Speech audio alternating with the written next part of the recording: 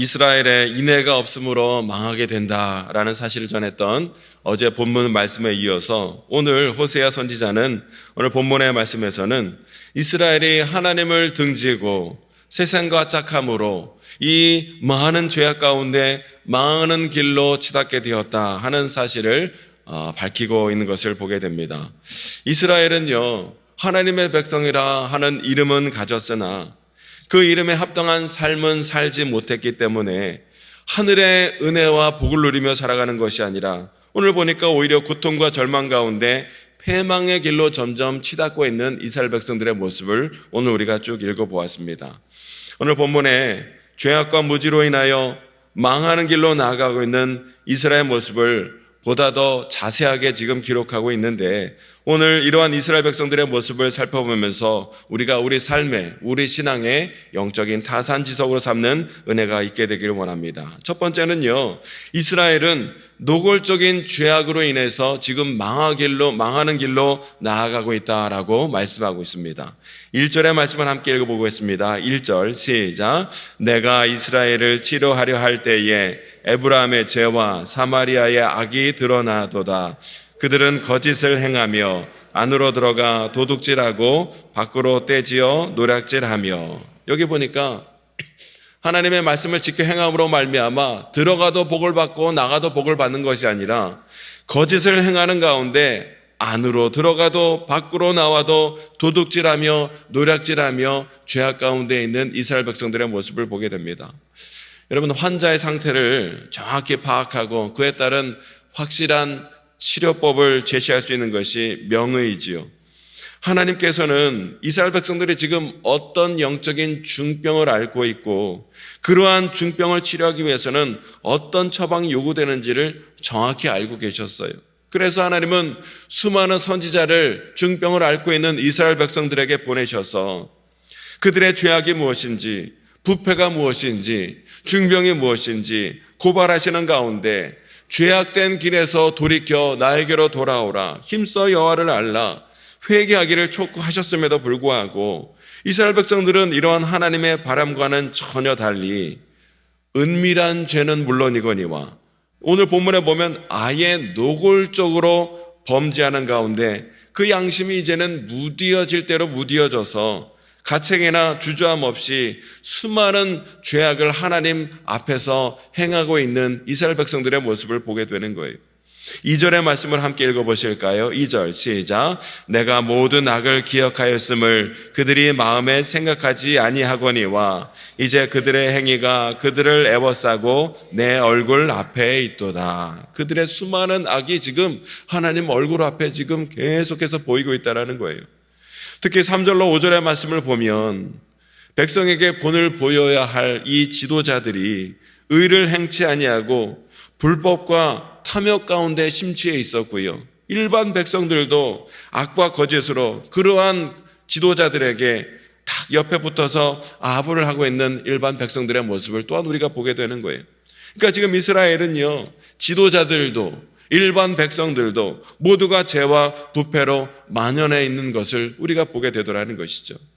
결국 이스라엘 백성 전체는 이 돌이킬 수 없을 정도로 타락해 나갔고 마치 뜨거워진 화덕처럼 죄를 향하여 치닫고 있다, 성경은 고발하고 있는 것을 보게 됩니다. 6절 7절 말씀을 함께 읽어보겠습니다. 6절 7절 시작.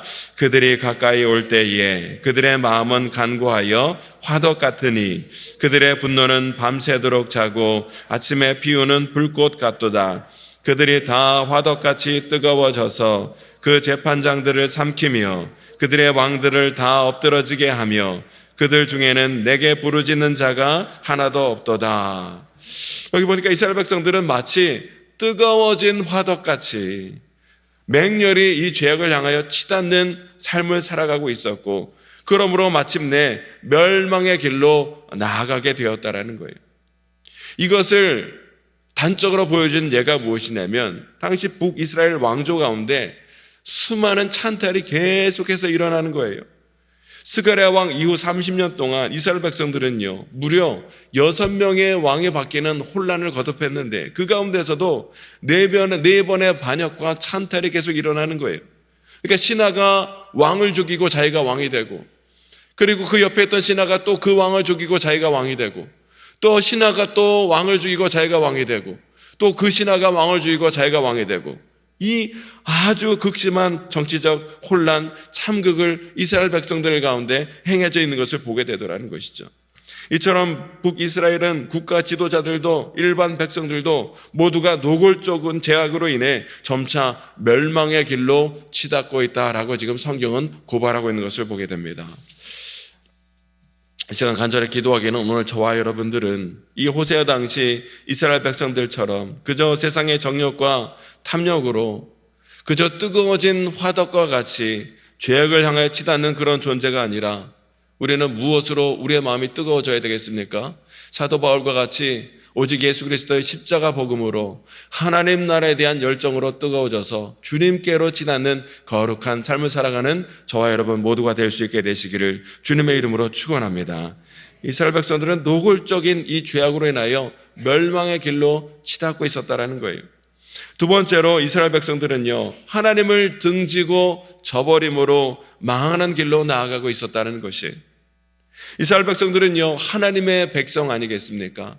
하나님의 백성이기에 기쁜 일이든 슬픈 일이든 좋은 일이든 어려운 일이든 늘 매사에 하나님께 묻고 하나님만을 의지하며 하나님만을 바라보며 하나님을 바라보며 나아가야 할 그런 백성이었음에도 불구하고 이스라엘 백성들은요, 기회가 있을 때마다 호시탐탐 하나님은 무시한 채 그저 힘 있는 이방 세력을 바라보며 그 이방 세력에게 나아가 그들을 믿고 의지하는 삶을 이스라엘 백성들이 살았더라는 거예요. 때문에 호세아 선지자는 이러한 이스라엘 백성들의 모습을 8절에 보면 무엇으로 비유하여 꼬집고 있냐면 뒤집지 않는 전병과 같다라고 말하고 있는 것을 보게 됩니다. 8절 말씀을 읽어보실까요? 8절 시작. 에브라임이 여러 민족 가운데 홍합되니 그는 곧 뒤집지 않은 전병이로다. 뒤집지 않은 전병과 같다는 거예요. 여러분, 전병을 뒤집지 않으면 어떻게 됩니까? 한쪽은 새까맣게 바짝 타버리고 한쪽은 전혀 익지 않으므로 아무런 쓸모없는 것이 되어버리지요. 마찬가지로 이스라엘은 지금 하나님을 의지하는 것이 아니라 외세에 이방 민족을 온전히 의지하고 그쪽만을 바라봄으로 말미암아 하나님의 참된 온전한 하나님의 백성도 아니고 완전한 이방인도 아닌 참으로 기형적으로 쓸모없는 존재로 점점 전락하고 말았다라는 거예요. 뿐만 아니라 호세아 선지자는 이러한 이스라엘 백성들의 모습을 어리석은 비둘기와 같다라고 또한 비유하며 꼬집고 있는 것을 보게 됩니다. 11절 말씀을 함께 읽어보겠습니다. 11절 시작. 에브라임은 어리석은 비둘기같이 지혜가 없어서 애굽을 향하여 부르짖으며 아수르로 가는도다. 지금 이스라엘 백성들은요, 자기가 망하는 줄도 모른 채 사냥꾼이 쳐놓은 올무로 날아드는 어리석은 비둘기처럼 궁극적으로 자기들을 멸망하게 만들 아수르로 애굽을 향하여 자신의 운명을 내어 맡긴 채 그들을 향하여 치닫고 나가는 영적인 우매함을 범하고 있더라는 것이, 이와 같이 그들은 생명의 근원 대신 하나님을 등지고 저버림으로 결국 망하는 길로 이스라엘 백성들이 치닫고 있었다는 것이죠.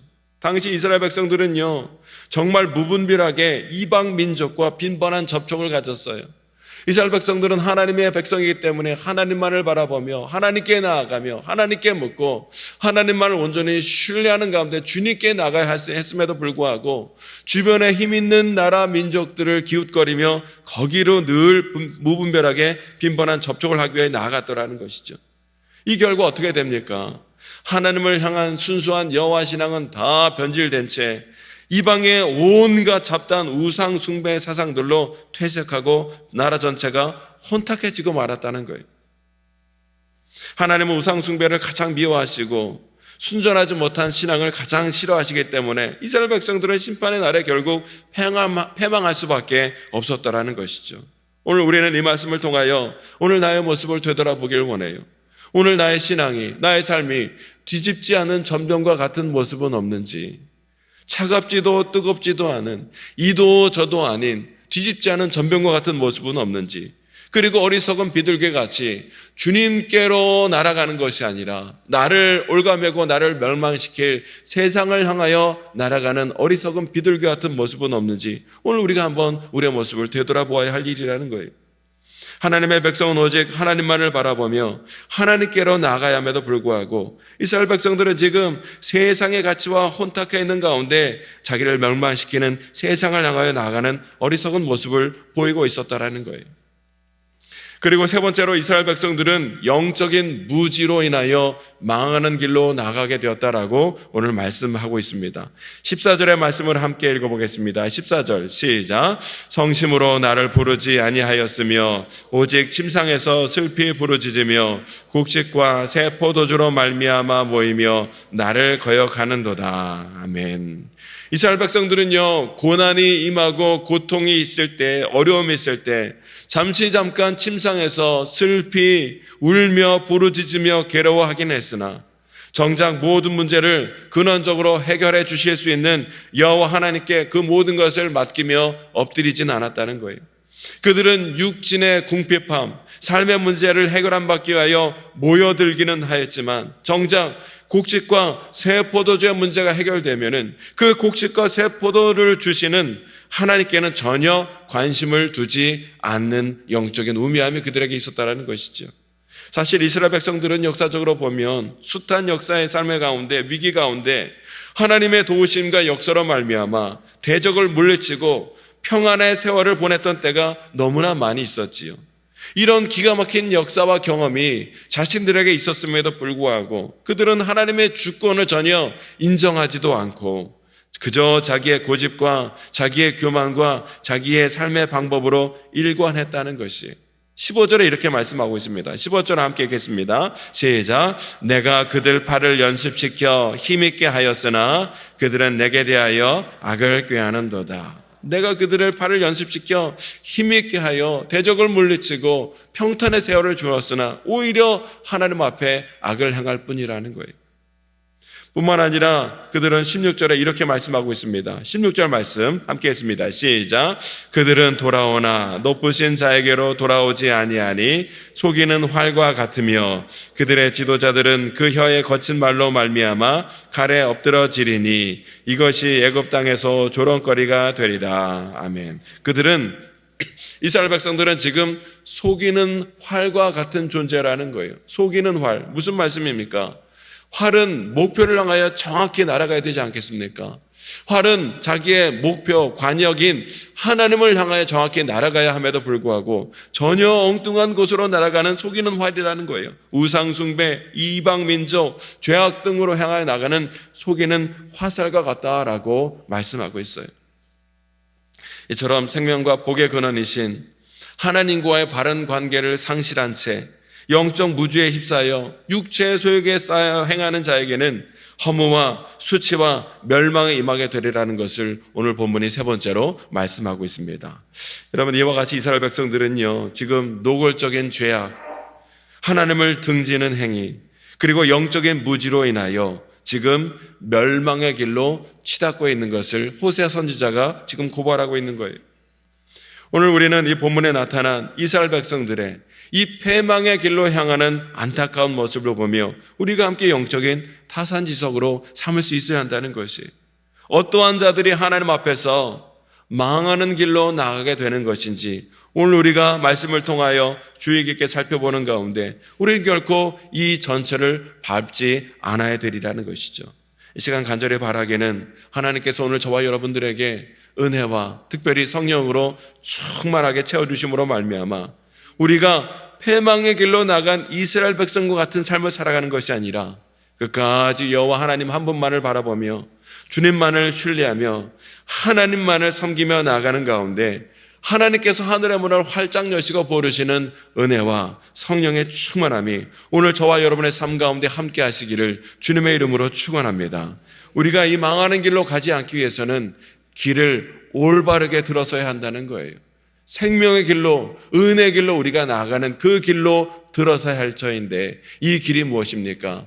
이 길은, 우리가 오늘도 걸어가야 할 길은 멸망과 심판의 길이 아니라 영원한 생명과 영생과 은혜로 나아가는 길은 우리에게 길과 진리와 생명으로 오신 예수 그리스도, 우리 주님을 바라보며 주님의 십자가를 붙들며 나아갈 때 우리는 세상에 망하고 허탄한 길로 나가는 것이 아니라 우리를 위하여 예배하시는 영생의 은혜 길로 우리는 인도함 받게 될 줄로 믿습니다. 오늘도 우리가 세상의 그 어떤 것이 아니라 예수님만을 붙들고 예수 그리스도의 십자가 복음만을 우리가 더욱더 든든히 붙드는 가운데 세상의 길이 아니라 하나님의 은혜의 길, 영생의 복으로 인도함 받는 가운데 하나님 앞에 감사와 찬양과 영광으로 나아가는 저와 여러분 모두가 될 수 있게 되시기를 주님의 이름으로 축원합니다. 이 시간 함께 기도하길 원합니다. 하나님, 우리가 오늘 나타난 이스라엘 백성들의 모습과 같이 망하는 길로 나가지 않도록 주님 인도하여 주시기를 원합니다. 아버지 하나님, 우리의 발걸음을 지켜주시고 마음과 생각을 지켜주셔서 우리의 마음과 생각과 발걸음이